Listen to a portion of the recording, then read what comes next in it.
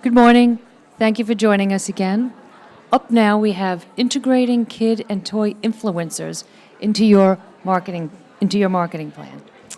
So we have here, I'd like to introduce you to Sherri Langburt. Sherri? Thank you.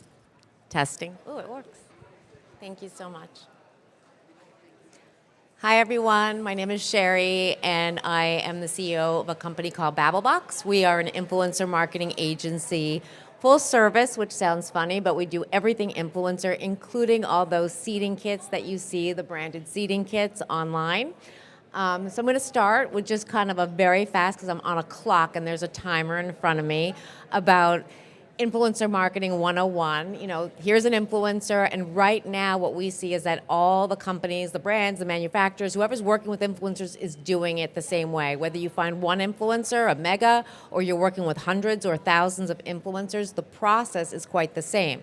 We find the influencer, we figure out what channel, whether it's now the rage is TikTok, Instagram, whatever channel you want them to promote on, and then they share their content. There's influencers, as some of you may know, of all sizes, on all platforms, including like LinkedIn and Twitch and you name it, Pinterest, and then of all categories. So you could dive in if you want. Within toy, you could be very specific of the types of influencers that you want in those categories. So we've heard the benefits of influencer marketing. There's authenticity, there's loyalty. The influencers are real people, so they have a larger audience, or that you could reach and tap into new audiences. But there's some benefits that I don't think get enough airtime. And one of them is, scalability. You could get one influencer, as I said, or you can have hundreds. It's also very flexible. You could turn on influencer, you could turn it off at any time. So we've done things where it's National Ice Cream Day, and all of a sudden everyone has to go live at the exact same time on the exact same day for a brand. Because it's all online, it's very trackable, right? You could see all the saves, the taps. You could really measure the performance of any campaign, and you could also be very specific in your targeting. So I know everyone's always focused on authenticity of the influencer, which is true, and the loyalty. Those are also great benefits and advantages of influencer marketing. But I did want to point out a few other benefits of working with influencers. So right now, we're seeing many shifts. I've been in this industry for, I'm not going to say more than 10 years, but more than 10 years. And what we've seen is that, we're starting to make some movement. Influencer in some organizations has its own unit, but this is, for all intents and purposes, influencer in most organizations is it could be in content, it could be in digital, it could be in PR. There was really no home for influencer marketing.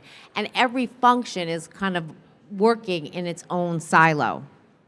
And what we're trying to do is change the way people see things. So I'm not a Canva expert, nor do I think Canva has three-dimensional PowerPoints, and I didn't mean to replace the marketing department. But what I would like to say, and if we want to think about influencer in a different way, is that if influencer was in the middle, it could be the central hub for all your content needs across the organization. I remember when I worked in corporate America, one of the things that kept happening was, the digital guys are always like, we need an ad, we're going to go to Getty Images to get a picture. And then the PR team is like, we need to do a photo shoot because we need a recipe ad. And then everyone's working in different directions and not realizing that the influencers can create all this content, and if you get the right rights from their usage rights, you could be saving a lot of time and a lot of dollars. So a lot of people are like, what's the ROI on influencer? And honestly, yes, they create awareness and they create brand loyalty and they get you all kinds of other great advantages. But if you take them internal, you could also be saving a lot of money and time and resources. So I'm going to start with the first example, and there are some toy examples in here, but the first example is a beauty example. 99.9% of the time when we're working with brands, because we work with the brands, we're not a talent agent, brands create this content, they're working with influencers, and we go on their social and they're not resharing it. If you're a brand and you have brand-owned channels, you are allowed to share the influencer content, but as long as you give them credit. So tag them or do something where they're acknowledged, but you're gonna, again, there's so many benefits of putting the influencer content on your brand owned channels. First and foremost, we're going to assume if you pick the right influencers, their content's going to be great, right? Because they're professional and they know how to do great content. You're also going to be sharing their name and tagging them, so they're going to maybe feel extra like special, and they might give you another reshare, a benefit. So you're also, and then you're going to reach into their audiences. You're going to be saving a lot of time. The person who's in charge of all your brand-owned socials, it's a lot of work coming up with ideas. So you're able to reuse that content. That person doesn't have to reshoot, recreate original content every step of the way. They have all this influencer content. So I know a lot of companies are doing this and quite successfully, taking influencer content and using it for ads, digital ads or other types of ads. Again, you need to get, this needs to be baked into your terms and agreements with the influencer. But I will say that there's other ways to think about it. Most of the time, what companies are doing, they're creating digital ad units. Great, and that's amazing. But there's other things. We've taken audio from an influencer and turned it into, an ad for a podcast just that was audio, or you could do something that's in store. There's other ways, before and afters or testimonials. So instead of just thinking about, the content that the influencer is creating to repurpose as an ad unit, think more broadly in terms of there's so many other areas, that you could use the influencer content across any of your marketing channels. So whitelisting and boosting, I don't know if people are familiar. It's very specific to this industry. It's the ability to go into the influencer's business account, whether it's on Meta, so Instagram, TikTok, any channel, Instagram, sorry, and Facebook or TikTok or any of the other channels. The benefit of going into the influencer's account is you're boosting the content that they created. We know how algorithms work, right? So to reach more of their audience that unfortunately didn't see the content that you paid for them to see by the influencer. But B, you could get very specific. And so you're able to really tap into, brand target audiences, whether it's lookalike audiences or competitive audiences or people who are fans of other brands that are similar to yours. You could get very specific in the targeting when you kind of do this whitelisting and boosting. So I'll give you an example. I'm not going to name any names here, but it's pretty visual. So specific ask, and it was a very small ask. We had to get moms who had babies under a certain age, and you could see the jumps. You could boost when you're boosting content like anything else on those platforms for impressions, which is the broader, for engagements, which is the clicks and the and the comments. Not the clicks, the comments and the likes and the shares, and then you could boost for clicks, which is the most expensive, and it goes in that order. The wider the reach, the less expensive, the more the action driving a consumer down the path to purchase, the more expensive.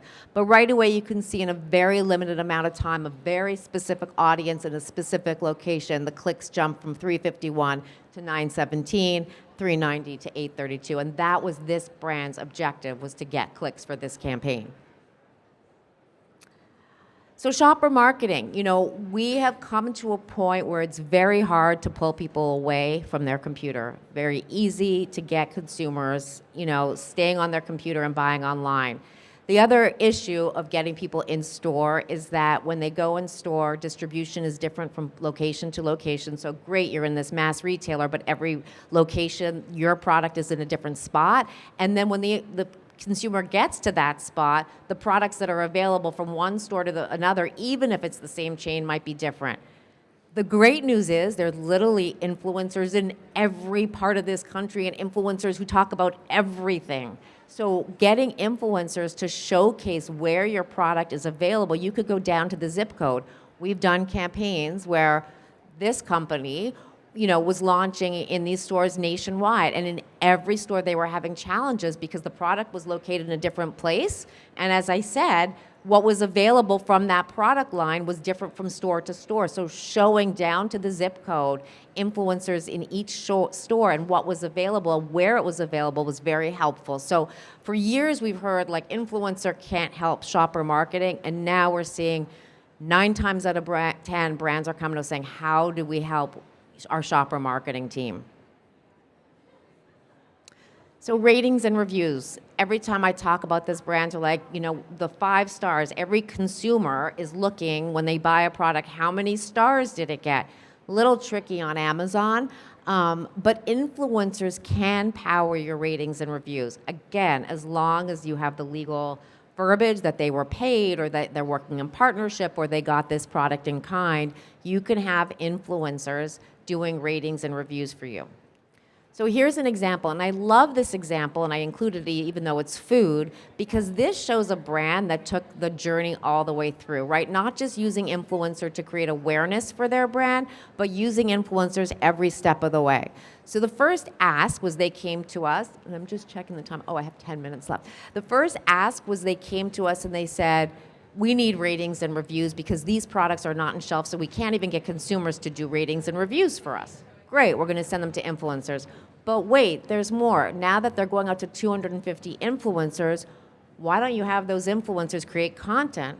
Okay, great, to create awareness for these new products that are launching. So that was the second part.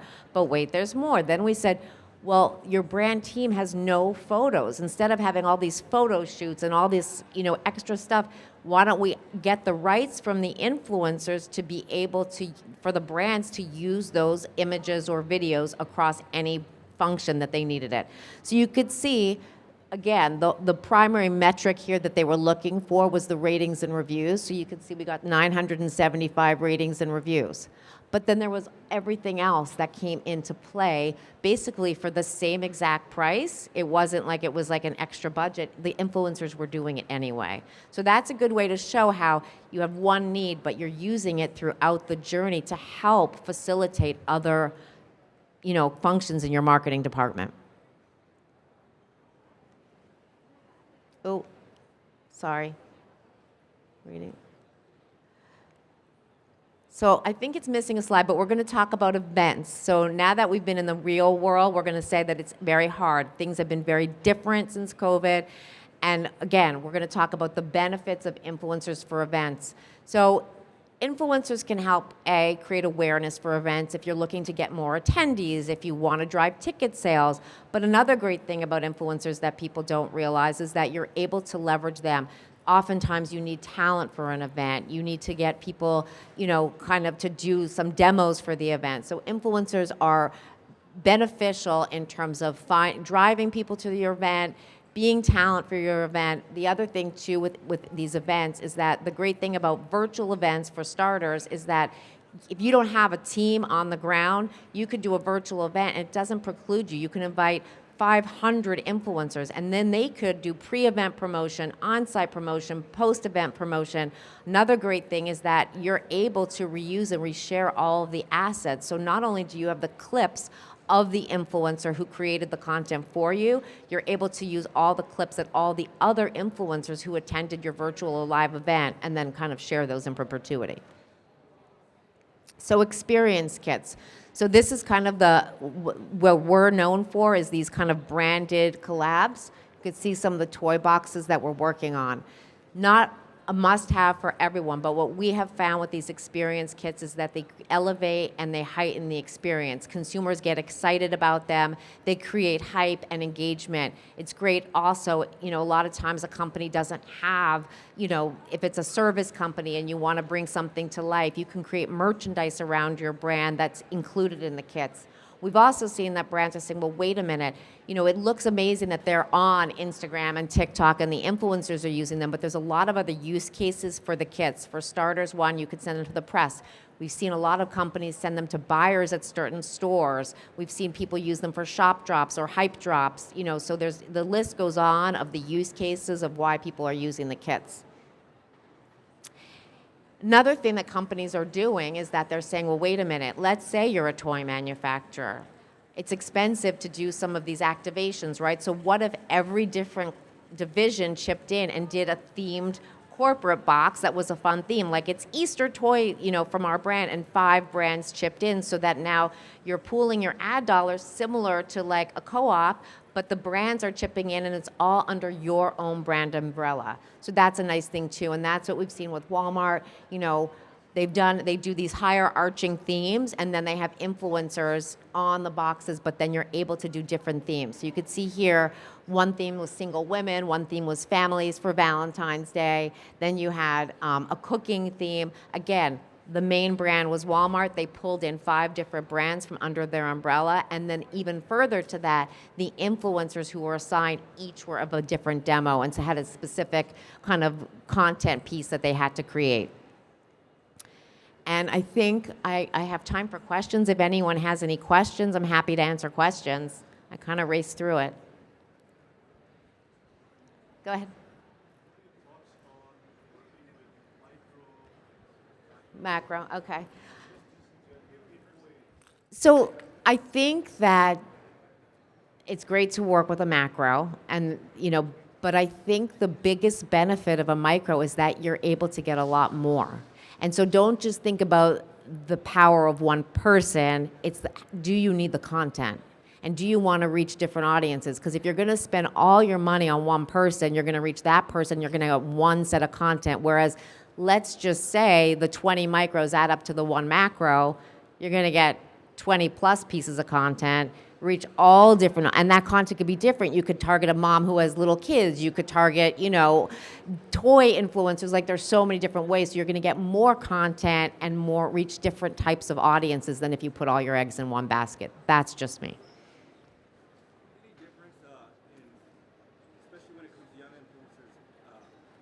In utilizing Instagram and now Ziggy Zoo and some of these new things, is there a difference in the way to utilize these platforms? Because I think Ziggy Zoo is more kid-focused. What is? Thoughts? Yeah, I mean, I think that there's all kinds of legislation coming out about that and the amount of time that your child can be on video. So I think that you have to be very specific. There's a lot of brands that don't want children in the video. So it has to be very specific. I would say that, the larger platforms see right now more of the engagement, more of the awareness, and they also have the protocols in place, to make sure it's brand safe. Sorry. It's okay. Thoughts on asking influencers to use popular music or not? So it's hard because it gets cut off, and then also you have a lot of issues with popular music when you do want to boost, or sometimes their posts get recalled. So I'd be very careful. Sometimes Instagram and Facebook will just pull it down, and the influencers are like, we don't understand what's going on. Why was this pulled down? So I think it's great, but there are things that you have to look out for. And it could prevent your boosting, and it could get pulled down, and they have to repost it and redo it. You can also use commercial music for that one. So for the brands that are working with influencers, I've been on both sides. As the brand, what can the brand expect to pay an influencer to do these campaigns, and how do you structure those typically? Because I've seen it a bunch of different ways. It's all over the place, and I think you have to be really careful. It's not just with the influencers, it's with their agents, because a lot of times they do want to work with you and the agent isn't seeing a big enough margin. So, I think that some of the prices are outrageous. And what I always say is it really worth it? Are you going to get your ROI to spend $30,000 on one person? There's no rhyme or reason. There's always someone, if it's too expensive and not within your comfort zone or budget. And I would look at other forms of media. Does it make sense to pay, an ad unit for that amount of money? Is it going to perform? And I would look at that, measure it. There's always someone else who's going to do it at a more reasonable, fair price that's within your budget. I'm happy to talk further about that. When you're a startup and, of course, you have constraints of budget, how do you decide, I'm going to go with this influencer versus another one, if they have very similar fan bases, but how do you decide that these are the key factors that I need for my business? Okay, I would look at not just how big they are, but their engagement, ask them how many comments, look at their comments, look at their likes, look at but the biggest one you have to ask them for is how many saves and reshares they get, because that shows intent to purchase. You could also ask them if they are, like, if they do sales, like TikTok Shop, like to send you metrics of how many sales they got. Again, influencer isn't like the sales driver. I would look at that. I would look at the quality of the comments. Sometimes an influencer posts and it's like, hey, I love your hair. And they're writing about a toy. So look at like what their audience, like, is their audience really engaged in their comments, or it's their friends like complimenting, you know, what they're doing. There's a lot of different things that you could do in terms of, but also if you're new, see who's going to work with you. Like maybe someone's going to say, I love your brand and I'm going to do it at a lower rate, or I'm going to give you extra love on, you know, I'll do 2 extra videos. Like if someone really wants to work with you, I would go with the person who's going to go the extra distance.